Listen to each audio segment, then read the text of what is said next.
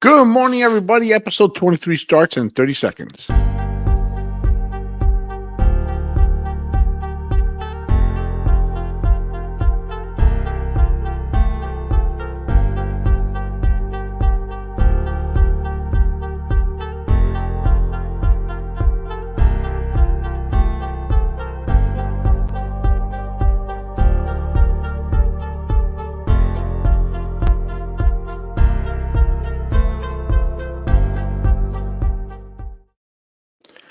Good morning, everybody. Happy Saturday. I hope everybody's had a great week.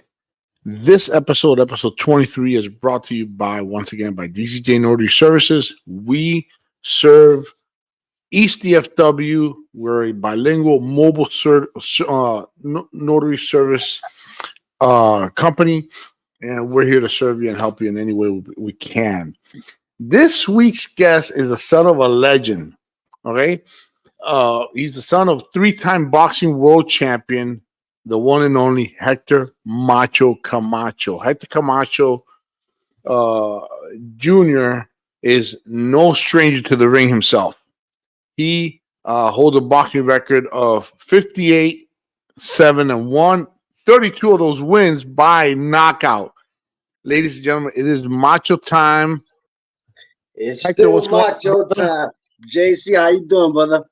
Good, man. How you been, man? Thank you for being on. Thank you for being here. Folks, we want to apologize for the delay. We have some technical difficulties, but we are on. It is Macho time. Dude, talk to me, man. Tell me a little bit about your background. Tell me where you're from.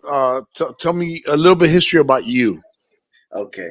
I was raised and born in Spanish Harlem, New York City, Manhattan, the east side, Upper East Side. I was there, from the age up to 14 years old. But my experience in them barrios, made me the person I am. It keeps my foot on the ground, my 10 foot to the ground. And coming from the barrio, New York City, where we came from, drug infested, crime infested. It's a place that, it's hard to make it out of. And I had a great role model in my father, the Macho Man. And I see how he came from nothing, just believing in yourself. And putting your everything into it and having a dream and achieving it could be done. So, growing up in New York City, seeing all that made me the person I am today. So, my dream wasn't become a boxing, wasn't become a champion, becoming a fighter. I wanted to be somebody, in life to make a difference. I grew up in Spanish home, like I said, drug infested. I was son of Hector Macho Camacho. So it wasn't like I could just go outside, hang out and play. It wasn't safe. My family, I was raised by a strong Puerto Rican family, all females. My grandmother, the smallest one, the toughest one, my mother, my two aunts. I visited my females. So they kept me off the streets by taking me to the Boy Scout community in sports. So that's how I grew up. Well, and you said something very interesting. You said that you grew up in a bad neighborhood, and it's amazing. Yes. So did your dad. He came from nothing, and he decided to do something with that, out of that. Yes. So that many people will decide to stay where they're at, or they decide to do nothing about it and say, well, poor is me and low is me. And your dad did something, became, to this day, you say who Hector Macho Camacho is, they know who he is. The whole world. And that's he's world known. That's a lot of sweat, blood, and tears that he put into it, that people didn't see. A lot of sacrifice, a lot of believing in yourself.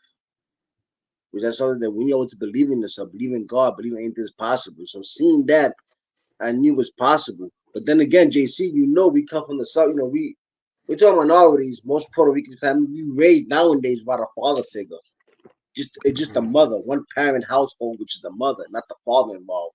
That's another thing that we got behind us. Another thing is, it's really hard to make it out of it. It's really hard to get out of the system. It's hard. We all have that special talent, but it's hard to make it out the system. Especially coming from tough places like New York City, it's tough.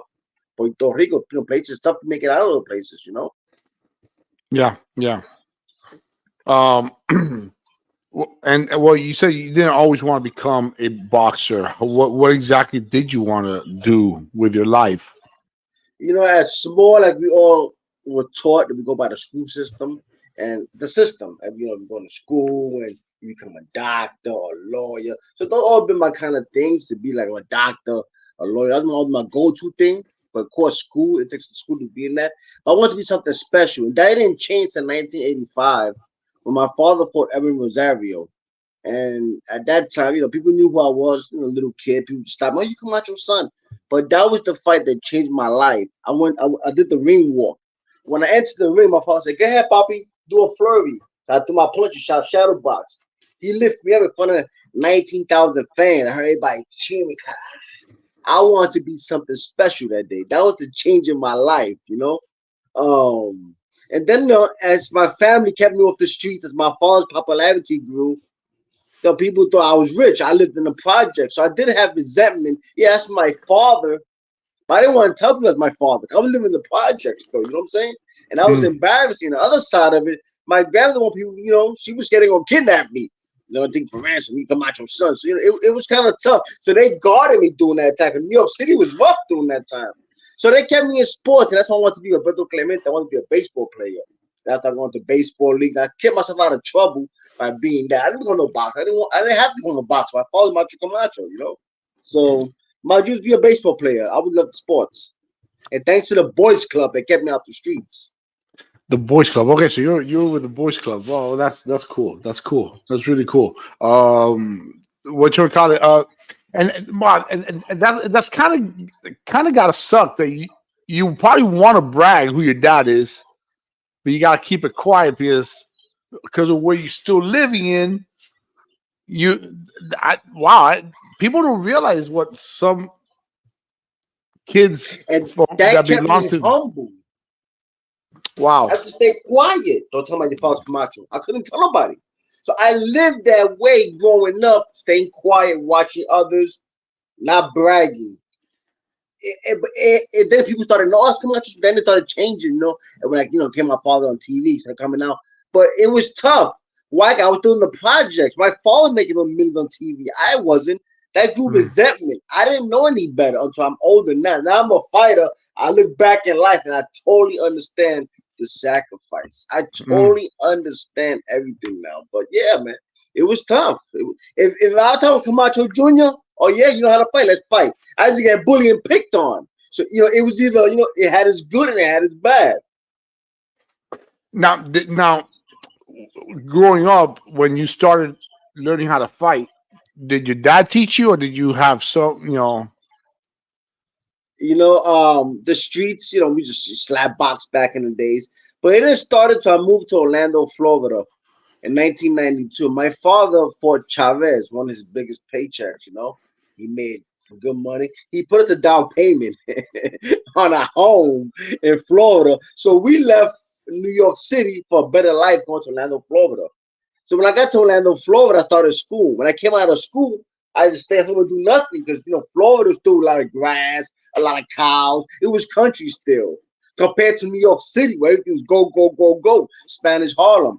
They didn't have no basketball leagues, no football league, two-hand touch league, the baseball league that they had in New York City. Those opportunities to stay off the streets. Orlando didn't have that. So my mother told me, son, let's do something. You cannot come out of school, stay home, do nothing, you get in trouble. Let's go to a gym. So what kind of gym? A boxing gym. It was my mother who pushed me to become a boxer. Yeah. So that's how boxing came about. I remember going to the gym and I sparred the first time going to the gym with a kid that was 15 years old. At that time I was 12. And I got off of him. And the guy trainer said, the kid can fight. Yeah, good can fight. He got talent. Come back to the gym. And we still didn't tell me who my father was. We still quiet about that. But it was really my mother who pushed me in.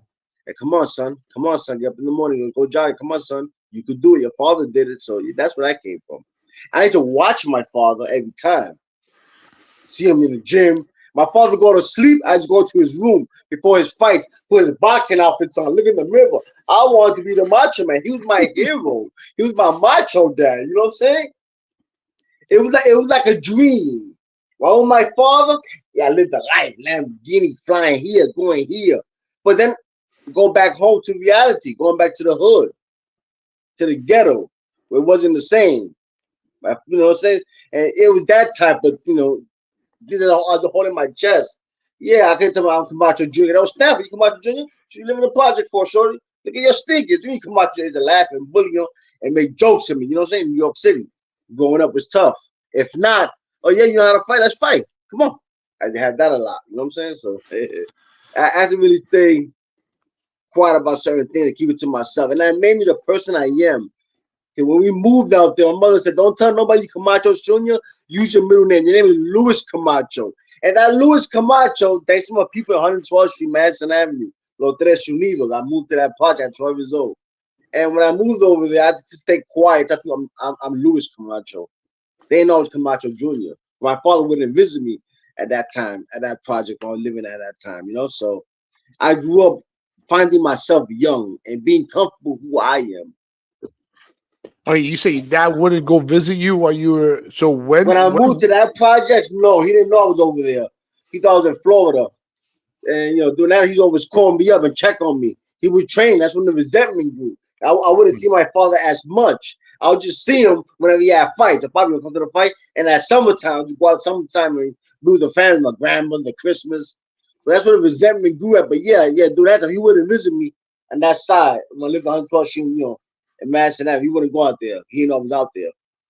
So. Wow, man. Wow. Yeah. Sorry you went through all that, man. As a child, it's got to be tough. You don't know any better. You don't understand.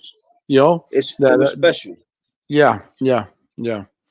Well, and then other than your dad, because you say your dad was your hero, your dad was macho, man, and other than your dad, did you have any other influences for as far as the boxing to any other boxing influences that you had, or it was just really your tough. dad? I loved a lot of fighters. I started watching boxing as a fan. I wanted to be a boxer. I was trying to find myself, my identity. So I just watched a lot of fighters during that time. I love Chavez. I love different fighters, man. Sugar Ray Leonard, the Pernell Whitakers, the boxing greats. I was a student of the boxing game. Because your uncle was a boxer too, right? Your uncle, yes, he was a former world champion contender, Felix Camacho, Showtime Camacho. Thanks for bringing him up. I rarely bring him up in different situations, for personal situations. But yes. I grew up from royalty, a family of royalty. Yes. And we all come being champions. Yes. Yes. Right. But yeah, boxing was something. It was a getaway for me, boxing. It was a place that I'd go. It was a zone. I learned so much in boxing. What comes in boxing, for traveling, meeting new people, competing. It helps a kid for self-esteem, for your pride, for a lot of things, So yeah, shout out. I'm thankful for boxing. I'm thankful that's the sport my mother picked for me. I got anything else, a baseball player, probably a doctor. I always tell a person, I put my mind to something and I try to achieve my goals, I'm a hard worker, so. That's awesome, man. And your career, you've how long has your career been? Because you've had some stops a couple times, right? Throughout your career where you stopped boxing for a while, right? Once a fighter, always a fighter. I wouldn't say that I stopped boxing, but when you see, boxing is a beautiful sport, but an ugly business. And watching through my father's eyes, my goal was to become known for myself. Hector Camacho Jr. Not become 4-time world champion. Yeah, when I was growing up, I got tired of people saying, that's Camacho's son. Oh, that's Camacho. I'm Hector. Hello, I'm Hector. So I grew up with that kind of chip on my shoulder. So when I reached that level of that, okay, I was the main event. I became champion. My father fought on my undercard one time. That was my highest point of my boxing career. And then I started seeing the ugly side of boxing, which I didn't like. I've seen that about my father. So I was blessed enough to see things before it came to me. The problem, the people, the legions, how they suck your money, the problems, I didn't want to get into that. So I stayed away from boxing. Wow. So yeah, I didn't know there was. Well, I guess every business has its ugly side, but I never knew that there was an actual. Is it a dirty business? Can it be a like cutthroat or not necessarily? Hey, every business and any business with money and that kind of money. Yes, sir. And more nowadays, the truth's coming out. Things are coming out now more than ever. Things are showing. Yeah, of course. I mean, boxing is a dirty business, man. It's monopolized. It's tough. I was blessed with a name, but at the same time, I had to prove who I am with that name. But yeah, I was blessed with a name, so my doors may have been more easier than others. Yeah, Because It's a there tough are business. boxers, there are famous boxers who've had kids come out and they're not as successful. You have a good career. You did win titles, right? Um, so fortunately for you, you did make a name for yourself. You know, not as Hector Camacho Jr. or you made a name for yourself and you have it. You had a career. You have. Are you still boxing or are you officially? Are you retired? Once a fighter, always a fighter. I still take So my you never. jogs in the morning. I still shadow box. I still stay in shape. But I'm doing boxing. I did boxing my own promotion company up. I did my first show in the Dominican Republic. I want to get back to the sport. Boxing is a beautiful sport, ugly business, like I say. But no matter how much money a fighter has made in boxing, 90% of fighters end up broke. Why? Because we come from the bottom. You don't need a college degree to go to the NBA. I mean, to be a professional boxer like the Right. NBA or like baseball. So we come from the bottom, get exploited, and we don't know how to invest. We come from nothing. So I said, let me get back to boxing. So I opened a boxing promotion, Macho Man promotion, and I attend that. Stay in boxing hands on, giving back to the sport and educating the youth. I mean, now we live in another type of boxing where it ain't the same boxing what I remember back in the 80s. Now there's the social media and it changed. It has. I know boxing has changed, and can I, you got MMA, and you got MMA has been around for now going on almost 30 years now. Yeah. But you got boxing has that competition with MMA, and they have to compete with that. But boxing's still around, and many people. I remember Yeah. maybe 20 years ago, I would hear that boxing's on the way out. It's still here. It's still here. It's still around. Yeah. It's still around, and now you got Tyson coming out. What are your thoughts on that? By the way, I wanted to bring that up. What I are your thoughts want on Tyson Tyson to getting knock back? his head off for the F sake of boxing. We need this. You see in boxing now. I also to my MMA that boxing losing his touch to MMA. Now you see MMA fighters crossing up putting the gloves on. Because boxing is still well and alive. There's still money in boxing. They can't get that kind of money in MMA. They can't make that kind of money. That's why they're crossing over. Now, going back to the Tyson part and the Jake Paul, Tyson needs to not, and I got nothing against Jake Paul. I actually salute what he has done as a fighter. He has gotten better as a YouTuber. He put butts in seats. He's making astonishing numbers and pay-per-view sales. I cannot knock that. But for the boxing's sake, we need Tyson to knock his head off. Boxing is in the game, but you need to knock Jake Paul head off. Honestly, I don't unless he goes nuts or something. I don't think he will. This is the next since it's an exhibition bout, But then again, his competitive spirit might pop out, and Anything can happen in boxing. I don't want to get the headgear. I have knocked people on the gym with headgear and big gloves. That's boxing. I mean, so. And speaking of exhibition, I know you had an exhibition with Julio Cesar Chavez. How was that? Getting in the ring with him so many years after he fought your dad, which was a great. I remember that fight. That was dude. Your dad, dude. Talk about heart. And talk about a fighting spirit. Dude. That was a good fight because Julio Cesar Chavez, I think, won pretty much every round. But there was your dad. Your dad did not. Your dad. It went the distance. He took a pounding, and actually after that fight, I witnessed my father pee blood. I heard about that. From the I remember that. I actually witnessed it. I seen it. Oh, he took a pounding, body shot, a beating, and he fought. Gained that respect. Dude. Yeah, that's one of the greatest fights. I love that fight. But it was so real. After that fight in 1992, that broke my heart when Chavez beat him up. That broke my heart. When I went back home to the home, people, your father, Lord, that just broke my heart. That fight, that was a huge fight. And I wanted to fight Chavez so bad. I wanted my revenge. And matter of fact, I tried a couple of times when I was a pro to get Chavez. I even fought an undercard when he fought Costa Su. I fought the co-main event that night on Showtime, and I asked him to fight. Give me a chance. He never gave me the chance. So at that point, his son started fighting. So I tried to get a fight with his son. That didn't work. So I tried the other son, Omar. That didn't work either. So at this point, I wanted any Chavez, Pablo, Vicky, Becky, Maria. I wanted any Chavez in the ring. And I got the call one time. I got the call from a friend of mine. Said, you know what? Do me a favor. Call Chavez. Because during that time, the Mike Tyson versus Roy Jones fight exhibition was going on.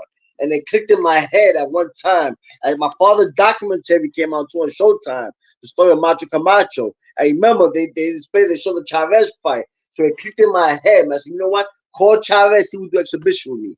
And he gladly accepted. After order, just gladly accepted. At that time, I wanted to rip his head off because he beat my father.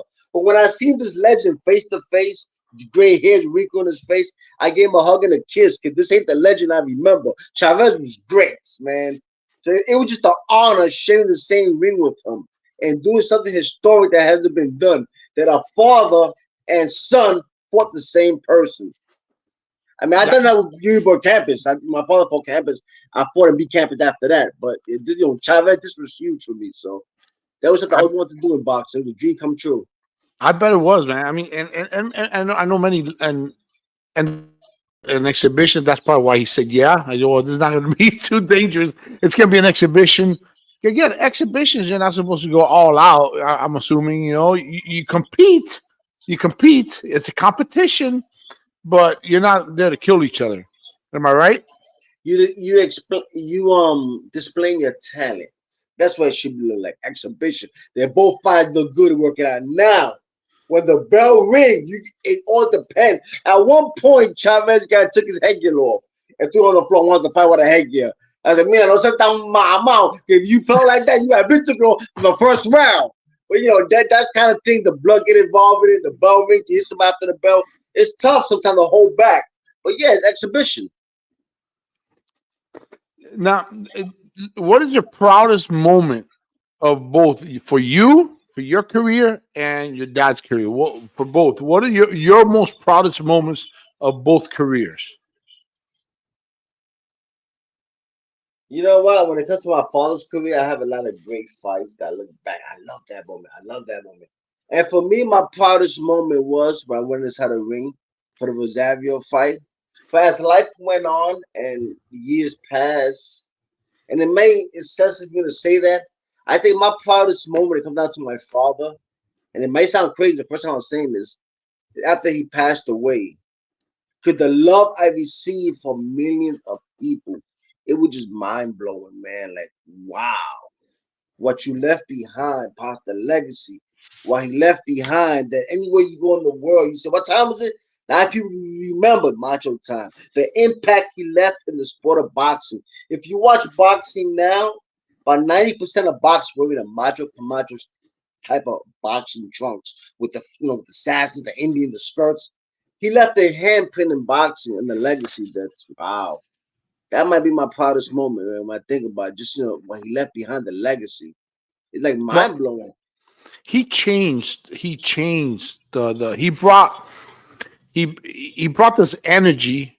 I remember him bringing this energy, and with Macho, you either liked him or you didn't, and he What time didn't is care. it? Macho time.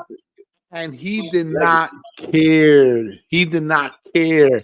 Jeremy, thank you for sharing. You got Jeremy on. Jeremy, thank you for sharing. He shared our video on the group, in one of his Facebook groups. The man, I remember him coming every time he would come. He would either come being carried in, or but he brought this energy, and he, like you said, he did change how a lot of people come to the ring now. He changed. He's one of the few, besides Ali, one of the few fighters who was self-promoted. He didn't need a promoter. He promoted himself. People want to see much more for his ring entry. Yeah, a lot of great fight. I tell people this is the American dream. You talk about a fighter who come from New York City, Spanish Harlem, crime infested, drug infested, from Puerto Rico, a small island, 100 by 35, a small island, made to the United States, New York City. Mhm. Steal cars, was a hoodlum, got locked up, was going to jail. And they gave him an opportunity, boxing. He took boxing and made the American dream. Dedicated his whole life into it, became special. He even got invited to the White House to meet President Reagan. If that's not the American dream, then I don't know what it is, And I seen the fun of me happen. Like when I look back to it, it's like amazing.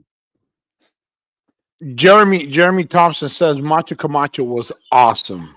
Yeah, Thanks, Jeremy. Thanks, Jeremy. Yeah, he was. He was special. he was special. He was different. Now, as Yeah, a far lot as of great fighters. I mean, you had you get the oh Rams, you yeah, got the Chavez, but you cannot deny Macho Camacho was different. You can't deny that. All the great champions there were in history. Ali's great, the greatest. He is handprint right now, sting like a butterfly, for like a bee. Kids know Ali, that's household names. And the legacy that my father left behind, the one I'm still pushing and putting out for the people, for them won't forget, is a big one.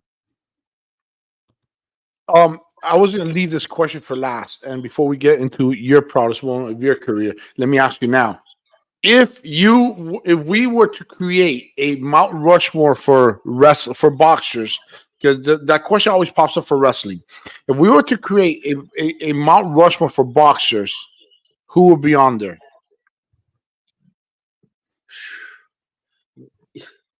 Okay. How many? Four fighters? Four heads? Four heads. If you want to create tough. your own Hector Camacho Jr. Mount Rushmore, you want to have fifth or sixth, you could, or you could do alternates. You could, but it's four. You know why I sometimes shy away from these questions? Because it's tough to rate fighters. I agree. It's a tough question. Different eras. But I look at her as a hand, a print. So definitely Ali. Definitely Ali be there. The impact, man. That's a good question, huh? It is. It's a tough question. I base more on the impact that they leave on boxing than much of talent. When we talk about the best skillful fighter, it's different. But the impact, definitely Ali. Sugar Ray Leonard is there. Durant is there. Like those legends are there. They left a stamp in boxing. The Fabulous Four, the Hag, the Hearns, those are there. The No Mas. So when you talk about Durant, you think about Panama. Only you ever heard the country Panama. When you think of Panama, you think about Durant. Like that's Robert Duran, yeah. That's staple. Jeremy's asking, what about Rocky Marciano?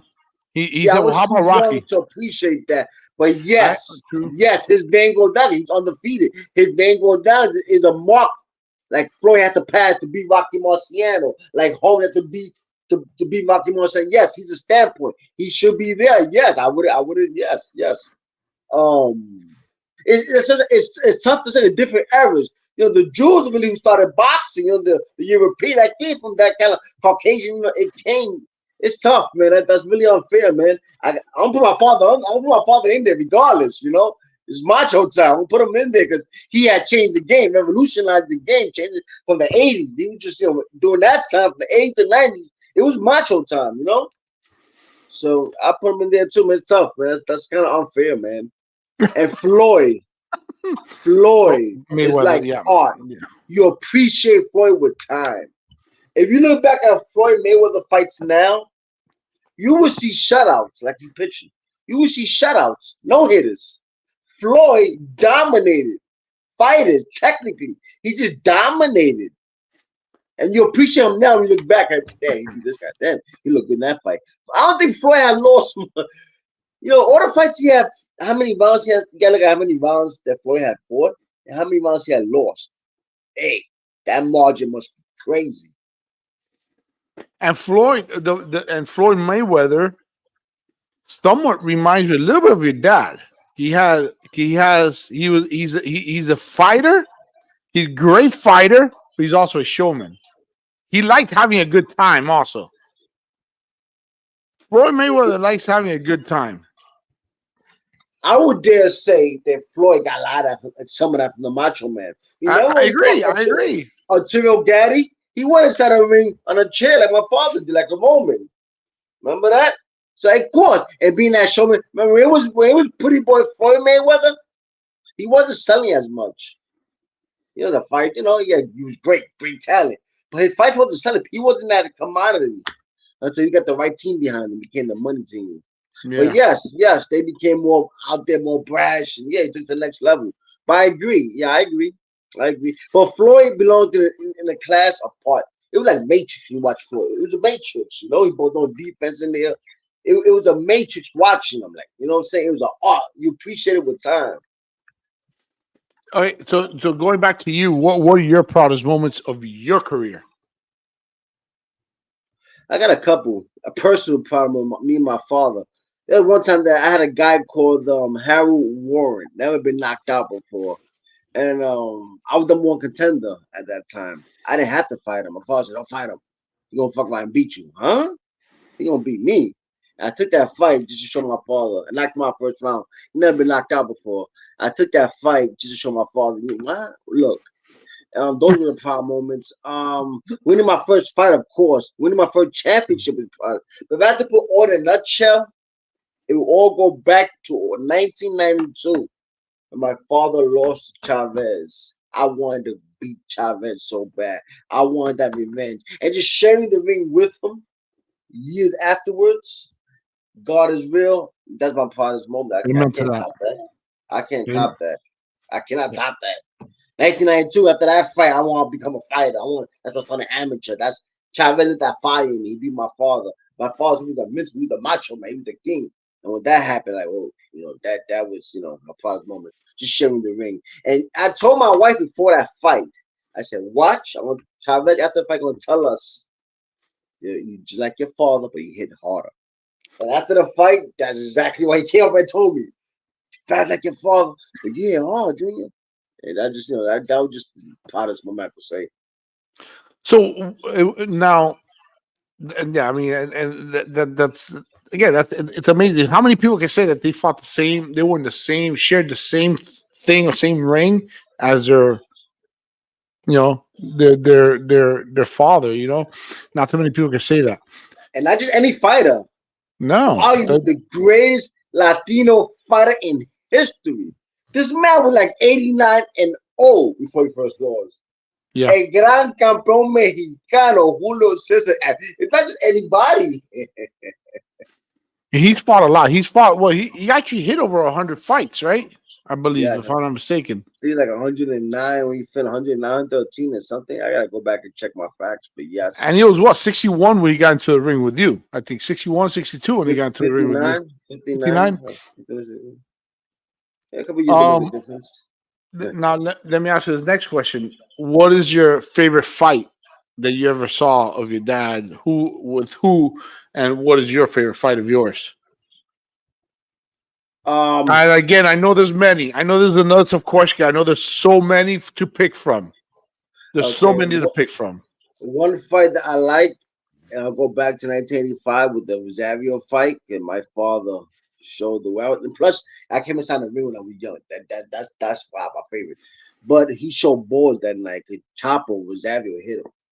He wobbled first time, and he reacted. Next round came out fighting. He showed balls. That's one.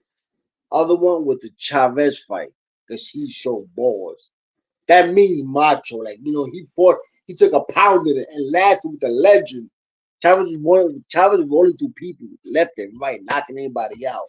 He took that pounding and ate it like a man. And party that same night after the fight. After piss and blood, he took a shower, he went out party. When I seen that meant macho to me. But one of my favorite fights, I would say, as far as performances, and also De La Hoya. De La Hoya was a young tiger, age of 24, 25. He was the golden boy. And he came out to kill my father. And my father survived at age 36. He survived Oscar's onslaught for 12 rounds. That's another fight. And Oscar left out with a sword and knife. My father didn't. That's another fight that I said, wow, I like that. But my favorite performance, I would say the Jose Luis Ramirez fight. My father fought a flawless fight that night. Flawless. Boxed him. Speed, you seen everything there. You seen the Macho Man that night. What about yours? For you, your fights. Favorite fights. I mean, you have 66 fights, 67 fights total. I mean, that's a lot. That's a lot of fights. That's a lot of matches. Yeah, I fought a lot. And I look good, right? I don't look beat up. I look young. Dude, listen, you share the same birthday as I. 2 years apart. Oh, So we you're Virgos. September 20th. You're Good just people. 2 years younger than me. Yeah, you look amazing. I look like an old man. Man. Thanks a bunch. And I feel like an old Um, man. My body's but no, you look great. That's what I'm saying. Yeah, I guess what you say when you said earlier in our conversation, you said once a fighter, always a fighter. You're always training. You're still training, and I'm assuming you're still training like you're gonna fight tomorrow. no, No, I jog for mental sake. hey, You but know, still, if we do nothing, we go crazy in this world. I jog. This is my mean time to jog, get in mm, my peace, talk to God. But what keeps me young, I don't party. I don't go out. that's huge, man. I That's don't such. drink. You don't see me in the bar drinking. Nah, I don't do that. I never did. You know why? I lived that life when I was young, 13, 14, 15. My father, Macho Camacho. I used to go to the bar, but I'm not supposed to be there, 10 years old. You want something, son? Let me get a Heineken. 10 years old. You know what I'm saying? It was different for me. You know what I'm saying? So when I Yeah, got older and I seen how people just suck on, leech on people, I didn't like that. I didn't like that. I seen that. I seen parties and oh my God, wake up in the morning, wow. I've seen that life, you know, and I know where it took you. So you know, I just shy away from that, you know, and that's good, I man. live That's good. young because of that. You know, I Yeah, sleep early, I wake up early. I try to be a good human being, you know. I tried in life to be better, in all aspects, you know. Better basketball shooter, better father, better son. I tried, you know. I take accountability in life. I think that's another thing that keeps me young. how many kids you got? I got two beautiful kids. Yeah, I got one beautiful daughter, 25, Shania, who gave me a grandson. I got married. You'll be seeing another fighter soon of the Camacho family from the really? blood. And I have a beautiful daughter, Sophia, who's 11 years old. Sophia Camacho, yes. My second baby, my beautiful wife, Raquel Welsh from Panama. So, yeah, I mean, That's awesome, man. Hey, life is congratulations. great. How old is your grandbaby? My grandbaby going on 3 this year, April 2nd. I'll be in Chicago soon visiting him. Your Oh life is man, hard, man. Time flies, man. You know, time's are flying before us. I don't know if it's me or the punches. It can't be the punches. I'm still fresh. But life is going by so fast right now. You wake up in the morning and the evening in a couple of hours is happening. Yay, hey. Love God. Love you, love yours. amen But to we're going that. some tough times, Absolutely, man. We're going tough absolutely. times, brother. Absolutely, and it's only going to get. I mean, that's how it is. It's only going to get worse. But we got to do our part. We got to do our part in the world. We got to do our part. So I Yes. agree. I agree. I'm dying to be a granddad. I'm not a granddad yet. I got 3 kids. My oldest is 27. I got a 19. My youngest is 19. I got a 19, 22, and 27-year-old. None of them are married. Big None, kids. yeah, none of them are married. But hey, one day I'll be a granddad. That's a One day. blessing, you know. When you, I guess it's a blessing. I gotta live through it, experience it more, you know. When you see that, you know, it's like kind of life changing. Like wow, like that's a sign that we told our end. I remember, I love my grandpa, my grandma. You know what I'm saying? They're the grandpa and grandma. But when you reach that level, you look at life a little different. Like, hey, That's what I hear. I hear whoa, that. I've heard that. I've whoa, heard about that. I've heard whoa, about that. yeah. You want to grab onto God, fight or harder, grab on that rope. You know that time is coming. Now, again, going back to that question, your from your fights, all your Favorite fights fight. from that long list of fights, Yeah. what's been your favorite? Yuri Boy Campas. You know why? Because I went to my father. My father fought Campas 3 months before that fight. I wanted my wife to check that fight out. So I checked it out, and you know, after the fight, I got that call from Yuri Boy Campas people. Junior, Campas want to fight you, fight me. For my father. And I don't know, man. I'll get back to you. I don't know. And I called my father, the pops. I got a call from Campas, people gonna fight him. My father said, huh? You see me fight him and I got a jaw. You think you gonna beat him? Huh? I wasn't training. He told me just that word. Don't fight him. He's gonna beat you. Pops, you gonna beat me? You gonna beat me? Don't take the fight. So I took it. I may not take the fight because if I beat her, it might be disrespect to my father. I don't want to. You know, it was sensitive. I didn't want to do it. But he called me back up again.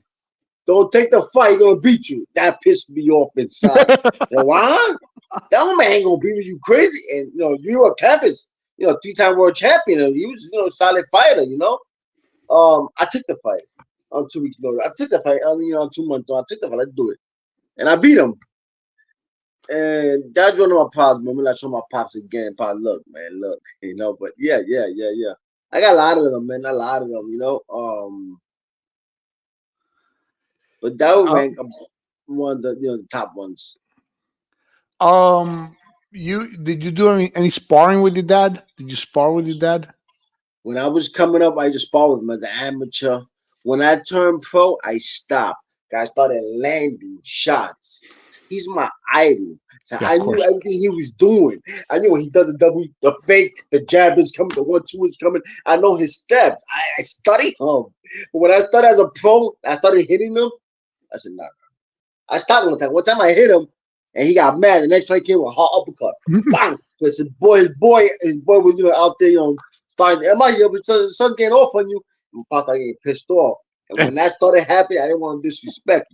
He said, "My Pop's a bad boy." He was an uppercut, and I knew that time. So I stopped. Don't be a pussy now. I ain't spawning you no more. Don't stop. I didn't want disrespect. I didn't want that. I love my father. Honor thy mother and father. I Amen. respect that. I respect Amen. that code. That's awesome. That's good. That's good. That's good. And that does make sense with what you just said of why you Yeah. stopped sparring. But I thought that you actually shared the ring with your dad. Yeah. Now Bunch of it would have times. been. I'm so. Did promoters ever try and get you and your dad in the ring at the same time, or was that never even What you mean to fight? yes, or was that never a Would you conversation? believe? Would you believe that came up? I I figured. swear to God, that fight came up. Me versus my father, and I put it. That would have sold. I You know even how I much even millions you guys would have considered. made millions. I even thought about it. I said that's crazy. I left it alone. I never. But yeah, I was offered. They talked about it. What did your dad say? Sure. He waited to see what I say. He waited to see what I say. Yeah, he waited to see. That's my father. Yeah, yeah, yeah. Looking at him, just waiting. Yeah, Yeah, I make a mean, move. I figured because he was still. I mean, he may not have been in his prime anymore, No, he but was sharp. still. Huh? Oh, yeah, Pop was sharp. Even to late ages. Before him passing, for example, we hang out. For me, things he done were crazy at that time. I look back in life. No, he was a genius. Like the cutting the clothes, making outfits. I thought he was crazy. Come out in the English, but you crazy. He used to hang out like that. I thought he was crazy. Look at Bad Bunny. Look at Bad Bunny right now. Look at these artists, how they dressing.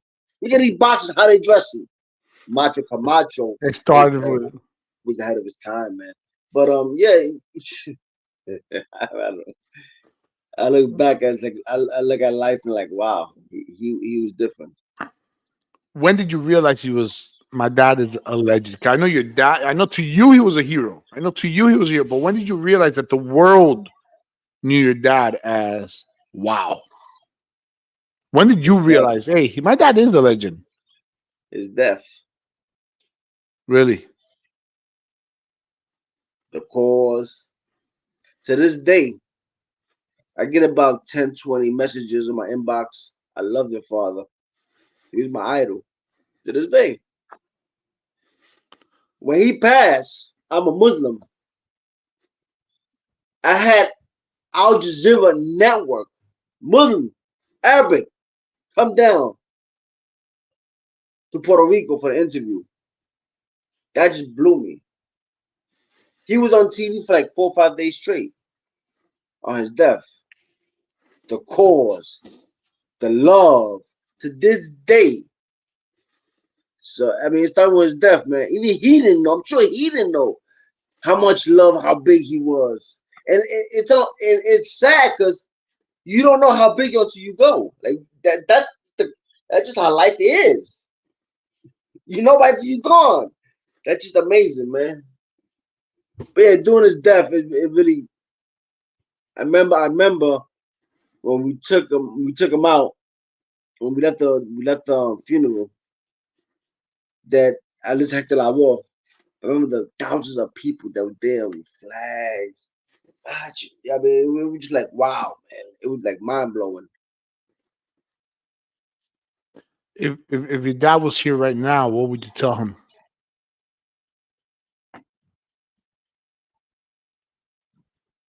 Sorry, man. I mean,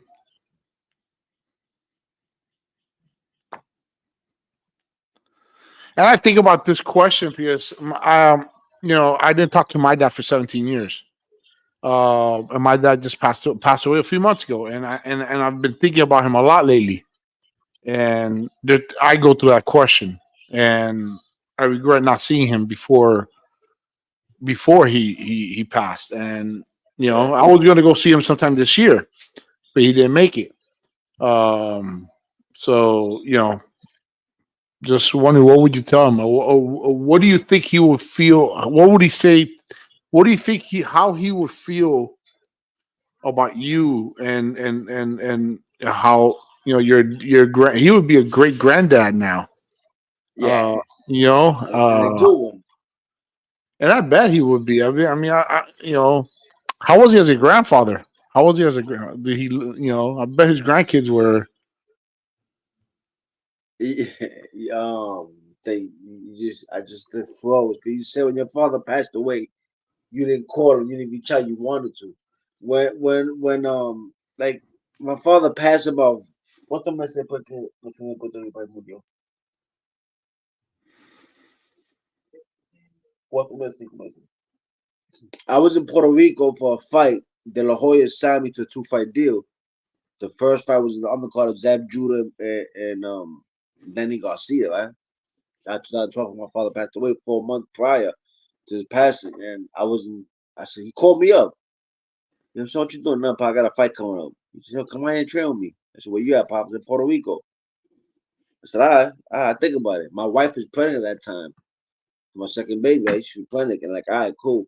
I go to Puerto Rico. And I call my wife. She was in Panama. I said, yo, come to Puerto Rico, have your birth in Puerto Rico. Come on, I'll be out there training. So when we got to Puerto Rico, I remember he picked me up from the airport and we were driving around. And we drove to the same place where he was shot at. But before that, though, and he was telling me, yo, son, if you're gonna be out in Puerto Rico, be careful you go out at night. Be careful you bar when you hang out at. Puerto Rico ain't the same. Like, Pops, you telling me, I don't go out. You be careful. Remember him telling me that. So anyway, we had training camp. He was going, but when he was training me, he wasn't even in the gym. He come to the gym not sleeping, tired. Pop. And you know what's crazy? He would watch me train for like 10 minutes. He would leave. I had that training camp. And at nighttime, when he catch up to me, yo, you ain't doing this, you ain't doing that. Damn, how you know? I have to see too much. I used to live, I see what I'm doing. But anyway, so fast forward, he was driving me crazy in training camp. So I left training camp. I called him the morning, Pop, I'm taking a flight. I can't do it no more. I'm leaving. He was driving me nuts, man. So I left. Then you gonna leave me on that? You gonna leave? I said, yeah. And he called my wife. He told my wife, you gonna leave too? You gonna have the baby? You going over there? You gonna leave me? And then when I got to New York, my wife had birth. I got called for a fight. I took the fight on 3-week notice. I didn't have to take the fight, but I took a 3-week notice. I lost the fight for not training. My father called me nonstop, day and night. I didn't pick up that call. I didn't want to hear him talk. I told you that, and he passed, and that hurt me. So going back to when he said you try to call your father 17 years, yeah, that just hurt me, man.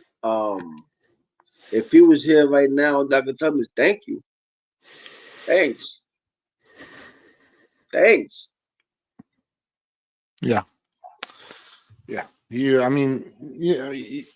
I see what I feel, you, man. I remember growing up, my dad was to me. I would see my dad as my dad could do no wrong. You know, as a little kid. So and same thing with my brother. Uh, things changed after that, but yeah, I feel you, man. You and your dad actually shared a card. You co-starred on a card in July 9th, 2005. How was that? Be on the same card as your dad. I did it 3 times. You did it three times. That was my next question. My first one actually was my pro debut. My first fight was on TV, USA Boxing. My father was the main event. So before the fight, my father comes in and bought my dressing room, getting my hands done. Bobby better not lose. That shit right there just drove me crazy. He just drive me crazy for the fight. Hey, don't jab me. Do this. Look, you better not lose. It's your first fight, and he's driving me nuts in the dressing room. Like he'll be panicking so much, worrying about me, and he would drive me nuts, man. I remember. So it was nerve wracking. Fight on the same type of show my father fighting. That's one thing. The other thing is, it's tough when you want to get known. Be you. You on this side, everybody with you right now. Macho Man walks in the ring, they're all going with him. I have to deal with that coming up, you know? I want to be known by Camacho Jr. Everybody's around me right now. The camera's around me. As soon as my father walks in the room, they leave me and go behind them. So I have to deal with that kind of thing coming up that me. So it wasn't easy, along with what he brings to the table. Macho Man, he was that kind of energy. You know what I'm saying? So, yeah, man, Pops, it was tough in being on the same show with him, man. But it was, when it was done, it was historic. I loved it. But it was tough, man. It was tough. It was tough. It's not easy.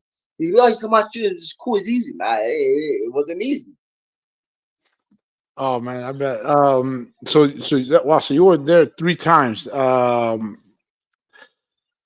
second one was at South Beach. I fought, my uncle fought, and my father fought.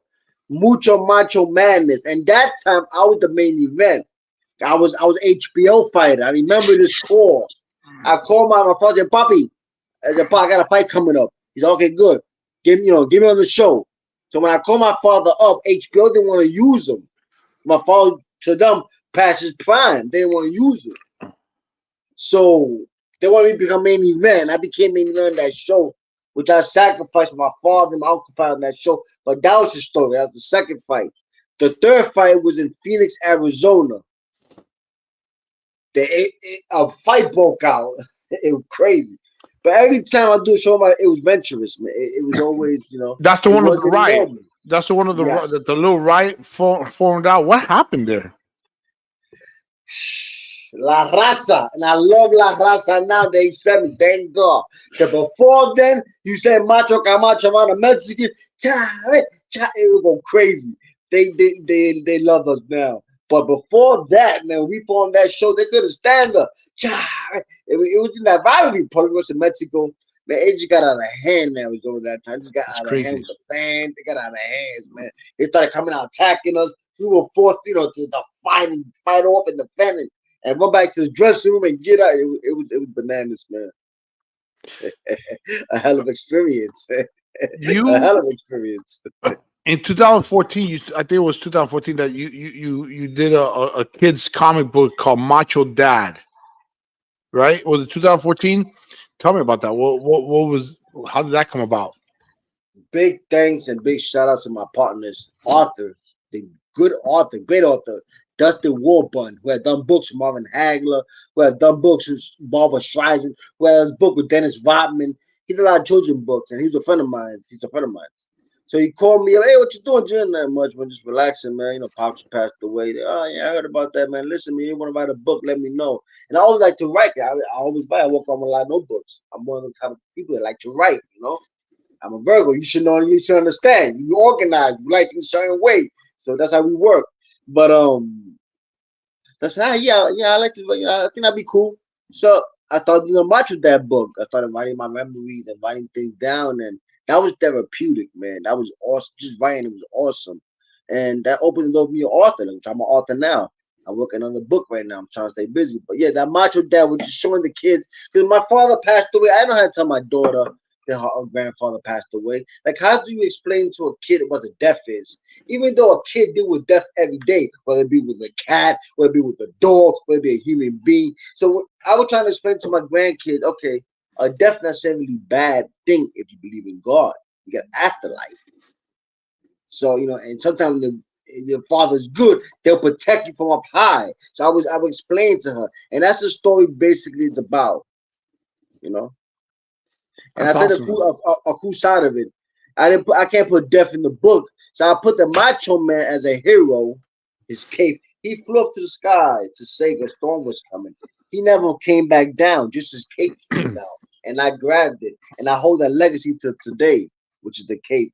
So it's a cool little story put together. I saw the cover. I saw the cover, which now and I saw that he has a cape on the cover. The art by The Dan Monroe. Art, badass art, my man Dan Monroe. Yeah. Yeah. Um, you mentioned Macho Madness earlier, Yes. and I think about Randy Savage, the wrestler, and he's known as Randy Macho Man Savage or Macho Madness. He had madness. Did that come from his dad? Do you know, or do you think that's just something separate? They came around the same time. I love Andy Macho Man. I just love that elbow. I was bigger than WWF back in the day. I was bigger than WWF. So I love the Macho Man. I remember my father had an encounter with him. But I'm the real Macho Man. Oh, I remember that time. But I guess they both came up with that at the same time. I don't know. But I remember Macho Man, yeah, with the glasses, yeah, Yeah. yeah. It's the I was like, madness man, on the glasses at times, or yeah. sometimes on his You know? clothes. They'll say madness. So So that and name, probably the promoters who did the show, the Mucho Macho Madness, probably must have got it from that, or who knows. That was the title of the boxing show, and me, my yeah. father, my uncle fought the same show, Mucho Macho Madness. I thought that was kind of cool. All right. To wrap up, what else have you been up to? I know you're working on building a gym or something. You had told me, or You is it know, several gyms? What is it? What is it I get exactly a you're lot of working on? I get a lot of tools in my hands, and I'm a big dreamer. Like I said, I work on notebooks. I write things that I want to see in the future foretold books, movies. But I'm working on a couple of things. I'm actually taking my talents to Hollywood. I'm working on a script Wow. that I'm writing, and I'm also acting. An acting gig coming up in June. So I'm just staying busy because like I said, boxing, no retirement funds, there's no 401k plan. So if you don't hustle after boxing, you don't eat. That's just life. So I try to stay busy as much as I can. Um, I've been, like I said, did my first boxing promotion show in the Dominican Republic, and I had the opportunity. I may have the opportunity to take over a gym, which I'm thinking of doing it. Boxing save lives. I've seen that, witness it. And getting kids off the streets, something I like to do. Like I said, I grew up in the boys' club, so I know what it is to have after school program. So I want to bring that same kind of example over to these countries that they don't have those kind of things, and get the kids off the streets. Along with that, we're also on a couple also other projects, movie projects I'm working on. Just staying busy. I'm also commentating, doing boxing commentating now, doing fight by fights. Thanks to Fight TV. My man Eric Horowitz. So just trying to stay busy, brother, man. But most Come on. important thing, be a good human being, a good servant of God. That's first and foremost. No, we gotta serve our community. We gotta serve the people. It starts at home. Starts at home. Obviously, I hear you love your wife, you love your kids, you love your family, uh, and that it starts there. That's our number one ministry is our home. That's our number Yes. one ministry. We can. We how yeah we gotta serve God, but how can we serve God? We don't serve our own. He's given us responsibility. He's given us responsibility. And so I love to hear you say that. I love that you say that. I love that you love God, and that's awesome, man. Um, And we're man, gonna have to.